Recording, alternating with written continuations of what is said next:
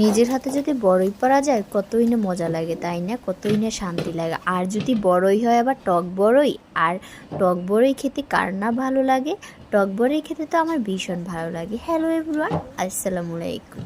কেমন আছেন সবাই? আশা করছি ভালো আছেন। তো নিয়ে আসলাম একটি মিনি ব্লগ।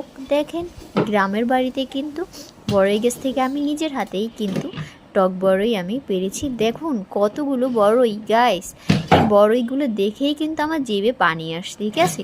আমি বয়েস করতে গিয়েও কিন্তু আমার মানে খুব খেতে ইচ্ছে করছে বড়ইগুলো। যাই হোক গাইস, দেখো এখানে কিন্তু অনেকগুলো পাকা কাঁচা সব বড়ইগুলোই কিন্তু পড়েছে। যেহেতু আমি এক একটা করে পারি নেই, কারণ দিয়ে যারা দিয়েছি একটা কুটা দিয়ে, তার জন্য সব পড়ে গেছে। আর এই বড়িগুলো কিন্তু লবণ আর মরিচ দিয়ে খেতে ভীষণ ভালো লাগে, তাই না?